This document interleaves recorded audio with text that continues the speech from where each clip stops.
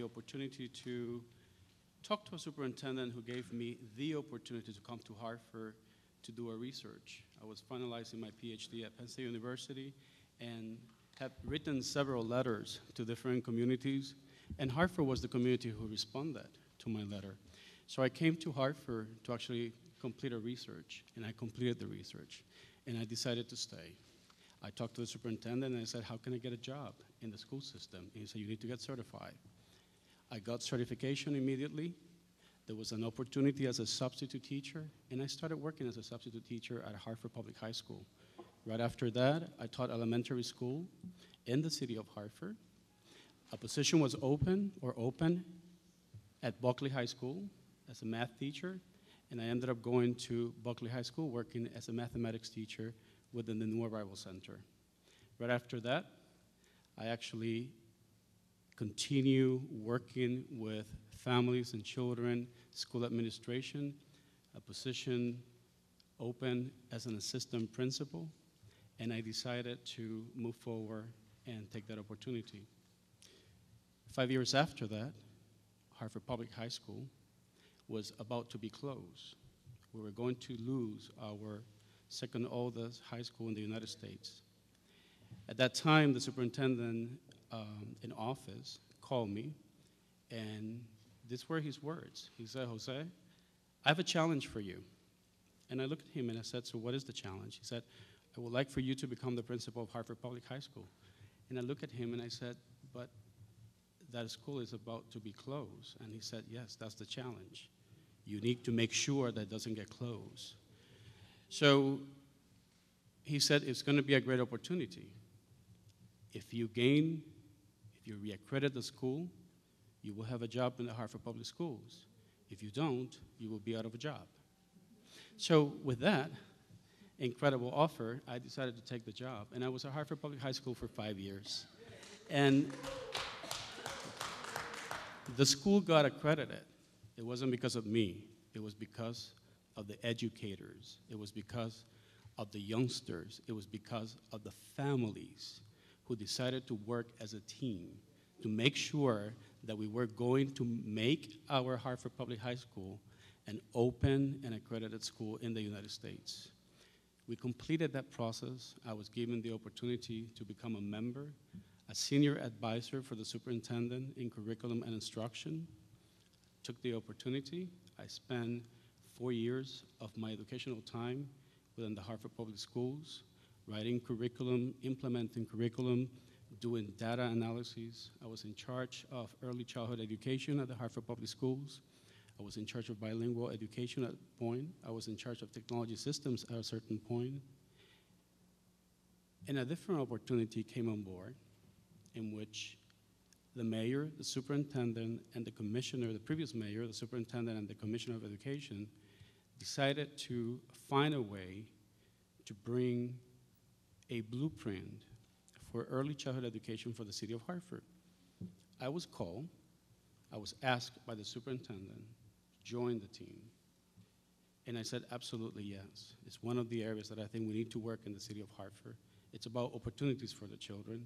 I have done my path throughout the educational process, from elementary school to high school to adult ed.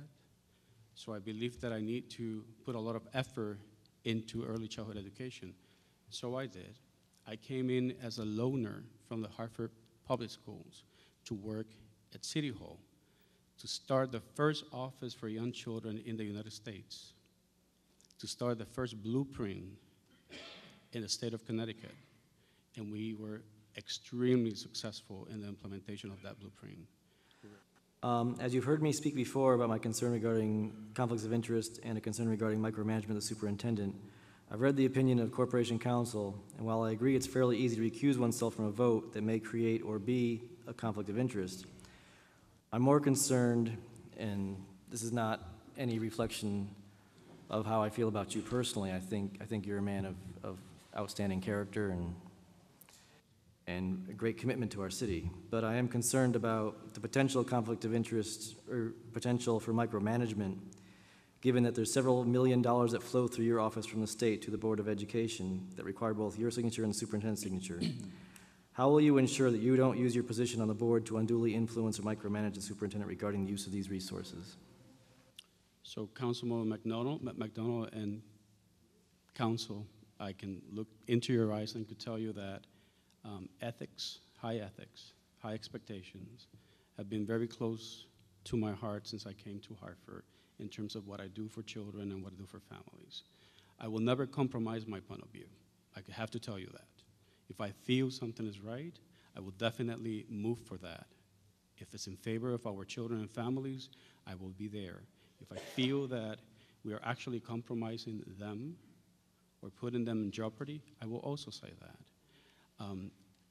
We are the recipients. Hartford is the recipient of one of the largest portion of a grant called School Readiness Grant in the state of Connecticut. 6 years ago, we started with $1.5 million. We're now receiving up to $19 million for a school readiness grant. A portion of those monies do go to the schools, but there is a specific process, and I welcome each one of you.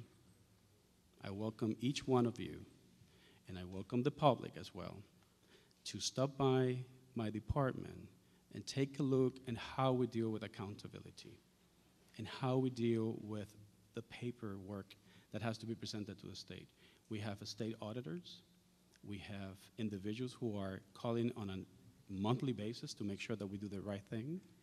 That $1.9 million that goes into the schools goes through an RFP process, a request for proposals. We put an ad on the paper, in our newspaper, or several newspapers. Right after that, we convene a technical assistance meeting in which all of the individuals who would like to compete come and we explain what the indicators will be, what they're going to be against. Right after that, once they finish their proposals are sent to the early childhood division within my department. We have a team of individuals not from Hartford who read and evaluate those proposals. These are experts in the field of early childhood education. Once that happens, all recommendations come into my office. I will call the mayor because he is the chairman of a team called the Cabinet for Young Children. In other towns, it's called the School Readiness Council. In Hartford, it's called the Cabinet for Young Children. It has 12 members. They're voting members. They will look at the recommendations of these proposals, and they will formulate a vote. That vote will go to the superintendent and the mayor. And then, once we have that, the monies will go to the different recipients if selected. Your second question, can you actually come back to the second question, please? Through the chair, the second question was how would you personally, how would you assess reform, the success of a reform, whether it be numbers or strictly data? Again, just this month I've been looking at it as a new report from Connecticut Voices for Children, Addition through Subtraction, Our Rising Test Scores in Connecticut School Districts Related to the Exclusion of Students with Disabilities. And I think you probably know about the issues at Hartford Public Schools and students with disabilities. And again, I just point to that to say that there's a lot of ways to look at numbers. So my question to you is, how would you go about assessing reform? Let me start by saying that I do believe that the Hartford Public Schools have done a great job in terms of doing a quantum loop, of getting students and parents that maybe didn't have the opportunity to have quality education and now bringing that quality education to the children. There are certain areas that we still need to work, but the majority, I do have to give credit to administrators in the schools and teachers in the school and the leadership of the Hartford Public Schools for doing that. I'm a data person, so I like numbers. I respect numbers, and I also respect ethnographical. So I'm not only about the numbers, I'm also about case studies. I'm also about listening to individuals. I'm also about observing been a participant observer in the process. When we talk about the reform, as you said before, there are many types of reforms, many types. In this case, it was an educational change, educational quantum loop for a school system that was quite successful.